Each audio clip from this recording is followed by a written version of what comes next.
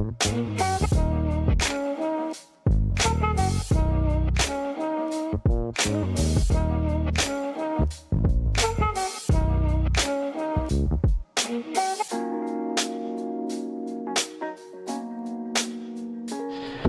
and welcome to the closing beat, everybody. Happy Monday to you. Did you have a good weekend out there? Hey, long weekend coming up, right? Monday the markets are closed. Monday the markets are closed. Yeah. Hey, we're financial advisors here at Jazz Wealth. Hope you'll check us out because the shirt says so every day. We are the only advisors currently offering a non-promotional savings account rate of 5.25%. Thanks to Goldman Sachs. It is not Marcus, by the way. It's just internal. They allow us to do that. Hey, our Wine and Wealth, it's a class that we do for clients every Thursday to keep in touch. Every Thursday, we're working with you. None of this once a year garbage. Every Thursday. The last couple classes, we did your May financial focus. We talked about the sort of the weirdness of the sell in May and go away there. Last week, Eric did a review, and then 2 weeks ago. And then last week, I did a detailed overview of how to build wealth. Step by step. Let's just go through it, man. Conquer everything. So that is where we stand there. You're here to talk about the stock market today. So, of course, let us do that. No economic news today, really. This week is going to be about Nvidia, earnings on Wednesday, I believe, and the Fed. Every Fed person. Just pick a Fed person. They're going to be talking this week. So, a lot to keep up with there. That starts tomorrow. Today, the Atlanta Fed president, actually, they're hosting a conference. He gave the opening remarks and basically blah, blah, blah, blah, blah, blah, blah. He said, no need to make rates higher. We're gonna let this chill for a little bit. Let's just see how things go. So if we go on over to the markets, you'll notice the S&P gains 0.12% today. Did you know since the lifetime, the inception of the SPY, so we're going to use that today down here at the bottom, not the index, but the ETF there. Since its inception in 1993, the average daily gain for the SPY is 0.077%. Meaning if nothing happens and we're just having an average day, 0.07%. Well, look at today. Nothing really happened today. Oh, look at that, 0.12%, very close to the average. So it's just a normal day, not really much to focus on there. We have 90%, actually now over 90% of the companies in the S&P have reported earnings there. 78% of them have beat on earnings. Again, Nvidia is the one that everybody's going to focus on Wednesday. We're expecting them to have sold in the first quarter $25 billion. So that's like a 25% increase year over year. Imagine that. Like you small business owners out there. This first quarter goes by, how much just sell? 25 billion. Yeah, we did 25 billion. Great stuff there. So that's what's going on there. Interesting stat for you. Of the companies that reported earnings so far, which is basically all of them, only 219 of them referenced inflation in their transcripts. Really simple search you can do there. That is the lowest number since 2021. This is now 7 quarters in a row where less and less companies are mentioning inflation. That's a good sign if you want inflation to go down and eventually get some of these rates to be cut, huh? You want to buy something a little cheaper. Speaking of inflation, in our notes from Jazz this weekend, we went through it. It was really cool and I had a lot of fun with it where we said, this is what everybody was focused on, but let's look at all the other stuff. And I went line by line, just showing every single chart and economic indicator that we could, what's happening, what data are we getting, and it paints a totally different story. So maybe check that out if you're one of our clients there. All right, someone wanted an earnings breakdown. So before we get into that, let's just do the markets here. So you got the S&P almost there, record highs. The Nasdaq did officially hit and close at record highs there. That was largely thanks to Nvidia. Thank you, Nvidia. If you look at the Russell 2000, quarter point gain there, really struggling to try to get anything going, to move up to highs there. That's again going to be rate driven. Anything in the growth category, large cap growth, whether it's large cap in the S&P or the Nasdaq, or small cap growth, those were your big performers here today by far, actually. So the growth stocks really help things out there.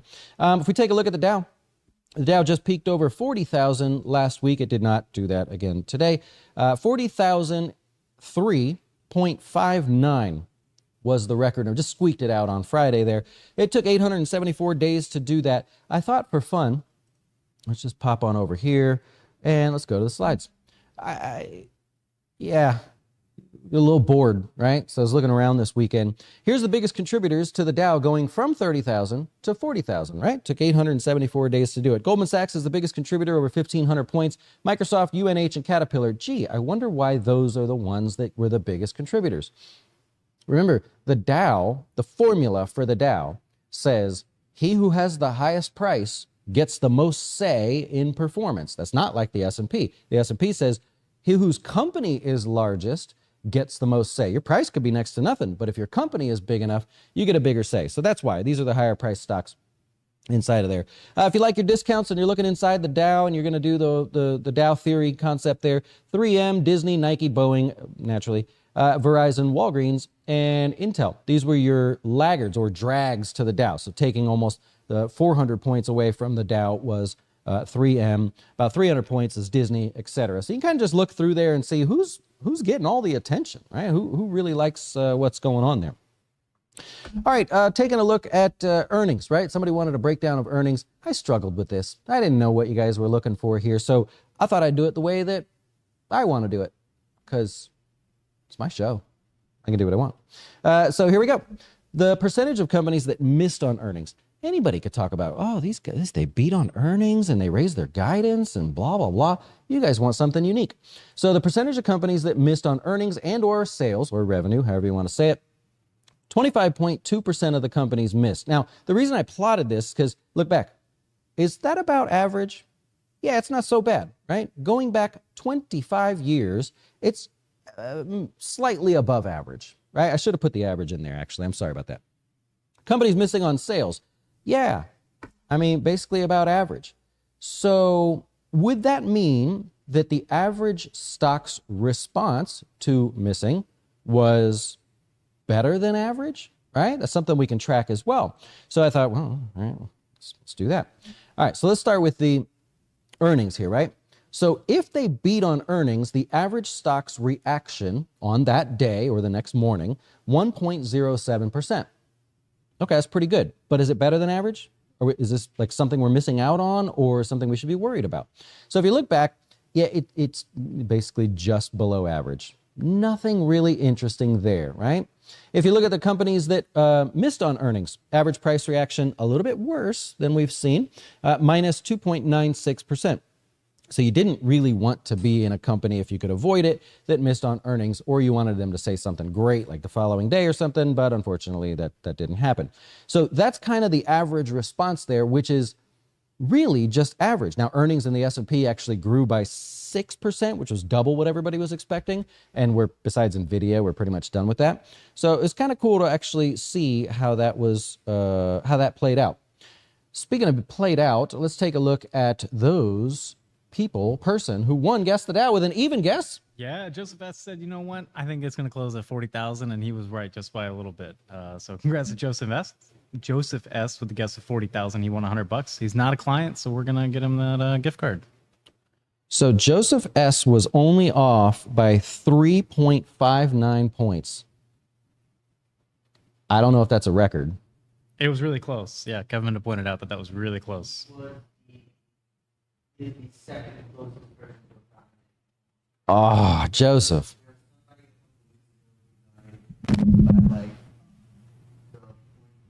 Oh, Joseph, you're the second closest. Kevin tells us the stats there. You are the second closest without going over, of course. There was somebody else. Let's see if we can figure out who that was. We should start a leaderboard for that. Yeah. Like, and then at the end of the year, whoever's the closest, they get like a big prize. Something, you know what I mean? Anyways, if you want to play, jazzwealth.com/guess the Dow, and no strings attached. You're welcome, whether you're a client or not. Have at it. If you are a client and you do win, the hint there is make us credit your Roth, right? There's nothing that says we can't do it. Even if you've maxed it out for the year, make us credit your Roth. That's the key there. So feel free to play if you'd like. All right, another question I've been getting a lot of. This is going to be a brief little lesson here to show you. Should you be buying gold? You know, the people that are like, oh, the world's going to end, buy gold. All right, I don't judge. That's your belief. Let's just think it through. Do we want to do this? Do we not want to do it? We looked at gold, total returns for gold over the years, including inflation. So, well, what is it? It's not very good. Here's the total returns of gold as far back as I can go. to the 70s. Depending on where you're at, right? So since this starting point, which is not cherry picked, it's just that that's as far as I can go, your returns are not very good. Remember, gold goes in fits and starts. So you've kind of got to be a part of gold or purchase it or whatever, however you want to go about it. You've got to actually do this when gold is doing nothing, right? Yes, that's the answer, right? So if you look at the returns of gold, okay, after inflation and everything, carrying costs, like, I don't know, I want to participate. That's not a very interesting slide, though, because if, let's say I could only start from 1987, I could make it look worse, right? That's just because that's where I can start. That's all I've got. So we took it a step further. We said, okay, if you invest in gold, what are the odds that the market beats your returns over various time frames, right? In other words, like, if it's a better investment because of the return and you're just going to participate for a little bit, then maybe it's a good answer, right? So as people have been asking me these questions, should I be buying gold? And most of the time you guys want to buy a lot of gold, not just like 5% of your portfolio. Well, we need an answer for this. Okay, so here's what we got.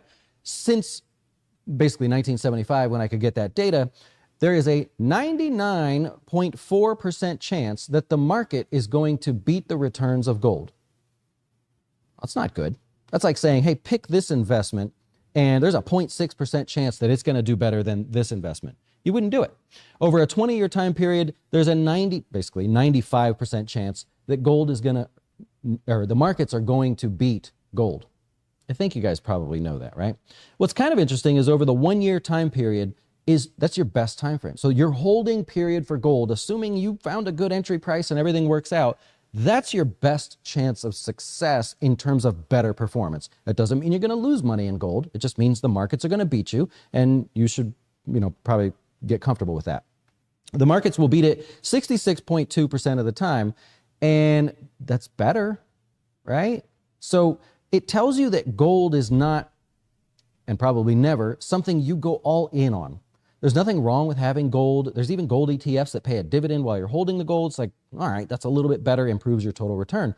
But you want to be careful about doom and gloom investing here with a large portion of your account. All right, good enough, right? Stocks in the news, and then we'll get to your questions here. We are jamming today. Moving along. And then I got something for Kevin.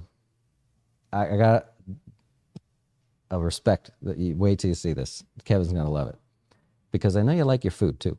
So Apple, one of the better performers here today. Apparently, now this is not always true. Reuters has gotten things wrong with Apple quite a bit. They said they've lowered their cost of the iPhone in China by $300.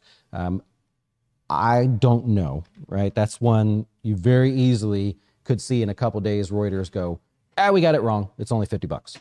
Snapchat or Snap Inc. there. This was the Barron's focus for the weekend. They're talking about how they're using AI. They already were.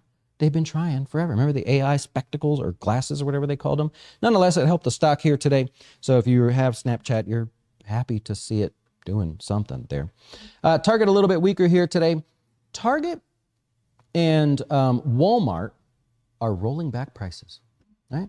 They're trying to get, they need to get the sort of the people that would have spent money elsewhere to come into the stores. And it's working for Walmart, by the way. So just a fun thing here. Let's just look over here. I looked at their rollback prices. There's some good deals, right? If you need a shower head, you're saving $7. You want to buy some stuff for your dog, you're saving $1.60. There's some potato chips over there. I like the way that's going. There's all kinds of good stuff. There are literally 7,000 products that they have rolled back prices on in hopes that you will come. A scooter? Save $100 on a scooter. My God. Oh, toilet paper. Yeah. So check it out. Everybody needs toilet paper. $1.50 saved on a roll. That's a 12-pack. So way to go there. Coke, women's bathing suits. Yeah. Look at them go. Oh, a trampoline. All right. I'm going to save that for later, but you get the gist of it there. That's why they were in the news. So Target, not known for doing that often. Target down a little bit there. Walmart, not so much because they have just a tiny bit better pricing power, I guess you should say. All right, and then lastly here, Wix. So Wix comes out with earnings better than expected. This is the website company there. They're actually based in Israel. It's not an American company there. Yeah, earnings beat. Everything's good there. I just like to point out now it's 149 times earnings. So you're paying for them to essentially 149 years of this to do that, right? Careful there. All right, what else do we have? Hey, earnings tomorrow. Not a whole lot in the way of market moving stocks, but there are a lot. It's going to be in the retail category. So Urban Outfitters, Macy's, Lowe's, AutoZone, and then Home Builder, Toll Brothers. And then check this out. You have Janet Yellen speaking in Germany, but you have 1, 2, 3, 4, 5, 6, 7, 8, 9, and then 2 speeches. So let's count it to 10. 10 Fed members have a chance to speak in front of a microphone tomorrow. So, you know, if nothing else happens, there's where the news is at. And while you're waiting to take your questions here, in honor of Kevin, there is a newly minted Michelin star restaurant. It's a Mexican stand. It is not a restaurant. It is a taco stand. They literally take, you saw it? He's heard of it. Okay. It's called Tacos El Calfina de Leon. And they are killing it, man. They only use a tortilla, red or green sauce, and then meat. That's it. They got a Michelin star, man. It's a 100 square foot place. Now I kind of want to go. So it looks great, right? That's my, that's like corner, what? Cody's smiling like crazy. What? No punchline. No. Respect. Is there a Puerto Rican Michelin star taco stand? No, not taco stand. Beans and rice stand? You know what I mean? No. So, and Kevin likes his Mexican food there. But you don't like Chipotle. It's technically not. Yeah, I get you. I totally get you. Okay. We're very diverse here at Jazzwell. All right, questions. Dokart left the chat. Oh, it's in the back. Yeah. What else do we got here? Win the Lambo. I'm not going there. Zoom beat today by a good amount. I did see that. Yeah. Yeah. Swamp Rat says, why am I paying for Yellen to talk in Germany? She can't talk here. She can't use Zoom and just get it done over here. Oh, man. So Doc, I had a long conversation with a client one time who wanted to go all in on gold, physical gold. And I was a little frustrated by this because they kind of felt like the world was going to end. And I was like, okay, think about this. Why do you want gold? Oh, I'm going to use it as a currency. And I'm like, okay, what are you buying? It's like the little, you know, what are they, 2 and 6 ounce things of gold. I'm like, okay, well then you need to buy some sort of smelting machine. Like, are you telling me you're going to give me that in exchange for gas or a bag of chips? You need a way to like flake off a little gold, right? And I was trying to break it down like, you think people are just going to be walking around handing over like $1,000 worth of gold just to fill up their gas tank? No, you need a way to chop that thing up. So we had kind of a fun, like, how do you break it down? Are you going to have multiple sizes of gold? But I get it. People have those concerns. Speaking of restaurants, fast food trying to get people back with cheaper prices or promos. Yeah, there's a bit of a price war between McDonald's now, and I think it was Wendy's. McDonald's is going to temporarily test a $5 menu. I'm sure that's great. And then a $3 menu, was it, for Wendy's? Maybe even for breakfast? I'm sure that's even better for you. So there's my sarcasm. Will there be any? There will be no impact to rates really until we have, we need multiple months of 0.1% month over month inflation growth, because we won't get there. You've seen the math model. I've shown it here with you. We can't get there unless we have that or no inflation growth month over month. It is no longer an opinion. It is there. Opinion on Hims getting into the fat drugs. I saw that. Yeah. Yep. I have a question about inventory. I'd like to know, like, for example, they sell the hair growth stuff. It's nonsense. People buy it, but it's total nonsense. Look at what's in it, right? So I saw what they were doing there. I know there's a little bit of controversy with them right now, but that seems to have blown over. Smart on their part. right? And by the way, if you're like here and I'm using my laptop and you see that I'm getting ads for hymns and stuff like the Cialis and so, it's not me. I looked it up. I looked it for the class. I was doing the research. So I don't need it yet. Do you see any banks buying non-bank mortgage companies who have been originating loans at a loss? No. JP Morgan, no, it wasn't them. No, I see them putting pressure on their commercial lines that they have, or flat out just stopping the commercial lines of credit. But that was in their earnings 2 quarters ago. That's not anything new. Yeah. There you go. Going to bring up the Iranian president there. Thought that would have been a bigger deal. But what happened there? The old Kobe Bryant thing, possibly. When will last week's Wine and Wealth video? Is it not updated?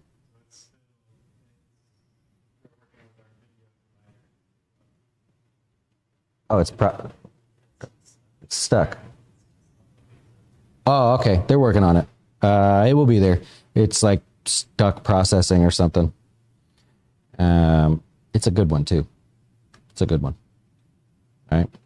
Okay, I'm going to wrap it up there and get back to work. Apologies if I'm a little bit behind. I am in the process of selling my house. By the way, if you're in the area, I don't rave about like people at all, but the people that did the screen after the tornado tore it off, phenomenal. Every last little thing was perfect. And their name, by the way, Pombo's Pool Screen Enclosures and Churros. I swear on my life. They brought churros. So we enjoyed some churros together, and give the little guy a chance every once in a while. They did a great job. Really, really good job. All right, enjoy the rest of your day. We'll see you tomorrow, right? Cool. Yeah, thanks for the support, and adios. At Jazz Wealth, we treat you like family. That was going to be our slogan, but the employees here took it a little too seriously. You bought what? That wasn't in the plan that I built for you. Oh, quit crying. Don't spend one more dollar. I'm gonna start calling you Sylvester because you sound like a real... Tú siempre estás llorando como un bebé, llorancito. I'm not mad. I'm just disappointed. That's how you get your identity stolen. We decided to go with let our family be your family's advisor.